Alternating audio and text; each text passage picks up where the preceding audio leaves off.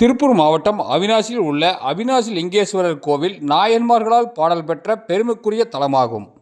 காசியில் வாசி அவிநாசி என்று காசிக்கு நிகராக போற்றப்படும் இக்கோயிலில் ஆண்டுதோறும் ஆட வள்ளலான நடராஜ பெருமான் மற்றும் சிவகாமி அம்மையாருக்கு பல்வேறு திரவியங்களில் அபிஷேகம் செய்து ஆருத்ரா தரிசன விழா சிறப்பாக கொண்டாடப்பட்டு வருகிறது.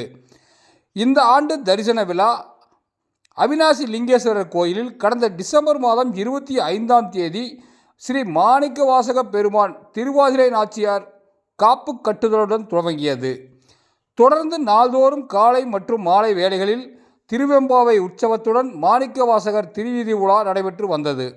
இதையடுத்து நேற்று மாலை திருவாதிரை நாச்சியார் கிளிவாகனத்தில் திருவீதி உலா நிகழ்ச்சியும் ஊஞ்சல் உற்சவம் மற்றும் மாங்கல்ய நோன்பு பூஜையும் நடைபெற்றது. தரிசன நாளான இன்று அதிகாலை 4 மணி முதல் நடராஜ பெருமான் மற்றும் சிவகாமி அம்மையாருக்கு விபூதி, பஞ்சகாவியம், வெண்ணெய், அன்னம், நல்லெண்ணெய், சந்தனாதி தைலம், பச்சரிசி மாவு, பச்சைப்பயிறு மாவு, நெல்லிப்பொடி, திருமஞ்சனம், மஞ்சள் பொடி, வில்வப்பொடி, பஞ்சாமிர்தம், மாதுளை, ஆரஞ்சு, கொய்யா, சப்போட்டா பழச்சாறுகள் உள்ளிட்ட 32 திரவியங்களில் அபிஷேகம் நடைபெற்றது. விழாவில் 4 வேதங்களும் பாராயணம் செய்யப்பட்டது. பஞ்சவாத்தியங்கள் முழங்க ஓதுவார் மூர்த்திகள் தேவார பாடல்கள் பாட அபிஷேகம் நடைபெற்றது. தொடர்ந்து சாமிக்கு பல்வேறு மாலைகளால் சிறப்பு அலங்காரம் செய்யப்பட்டு சிறப்பு பூஜைகள் நடைபெற்றன. இதையடுத்து கோயில் பிரகாரத்தில் சாமி பட்டி சுற்றுதல் நிகழ்ச்சியும் தொடர்ந்து சாமி அலங்காரத்தில் திருவீதி உலா வந்து பக்தர்களுக்கு அருள்வாளிக்கும் நிகழ்ச்சியும் நடைபெற்றது. அதிகாலை 4 மணி முதல் கொட்டும் பணியையும் பொருட்படுத்தாமல் பெண்கள், குழந்தைகள் என ஏராளமானோர் திரளாக வந்து இறைவனை வழிபட்டனர்.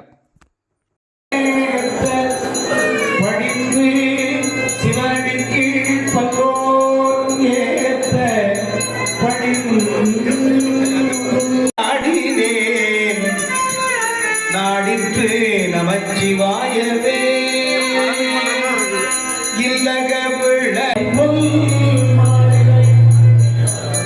பவளவாய் அவர் படை முலையும்